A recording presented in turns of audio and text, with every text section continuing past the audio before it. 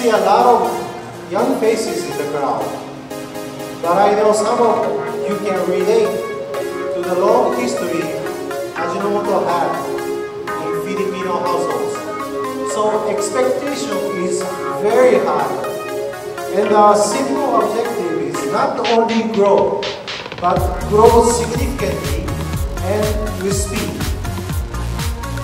Our vision is to become one of top leading food company in the Philippines.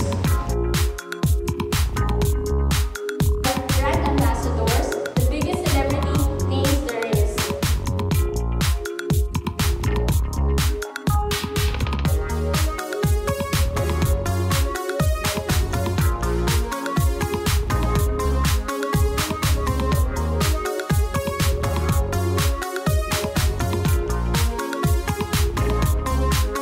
Okay, so just to start off, let's start with you, Marian, because paano naging iba yung paggawa mo nitong pangalawang commercial?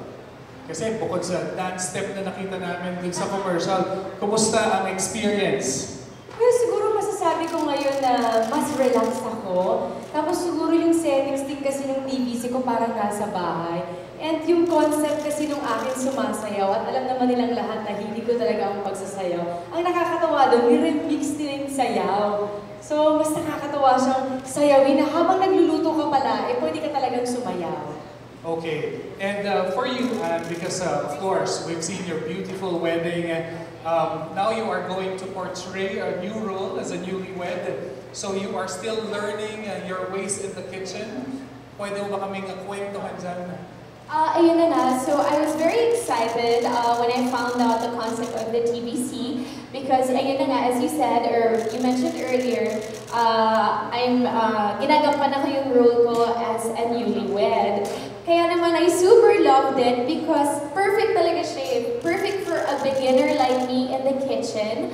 That's why I was very, very excited and I was happy to do this. Thank you. And Miss Marian, because I follow your Instagram na Luto Niyan. Pasahan ng mic. Okay, yung Luto Niyan na Instagram account, alam naman natin, sobrang daming followers niyan. Ano yung mga iba't ibang aji ginisa dishes that we can expect to see there? Alam mo, one interesting food na pinost mo, yung munggo with kamote. Oo, kasi hilig ko talaga ang pagluluto. So, mahilig din ako mag-isa kasi mag-ama ko mahilig sa gisang gulay. Okay. So, ayan, medyo nilalagyan ko ng mga twist at gusto ko syempre, ihahain ko sa pamilya ko yung literal na masustansya talaga. Hindi rin basta hinain ko sa kanila. So, madami pwedeng gamitin ng aji para mas mapasarap palalo hinahain mo. So, mas marami ang nakakain ni Zia at saka ni Dong, tama ba? Mas marami si Dong. Mas marami si Dong. Okay. And I've heard that you love pancit. And tinola. Super. And now that you are the newest endorser of Aji Pork Sabor and Aji Chicken Sabor, how did it turn out? I don't know if you've tried cooking. Ang una kong trinay ay yung chicken tinola and I used the Aji Chicken Sabor. I think it's very safe to say that this is my new secret weapon. Kasi ang sarap niya. Si Erwan kasi na, as you all know, si Erwan mahilig magluto. Siya ang ultimate nagjo-judge sa mga pinagluluto ko. So, nung sinabi niya, ang sarap daw. So, na-happy ako. Ang hirap. Ang hirap yun. Genius in the kitchen. Yung pag gano'n niya, nakaabang talaga ako. Ano ba yung sasabihin ito? Pasado naman. Five stars naman. Yes, Okay. yes.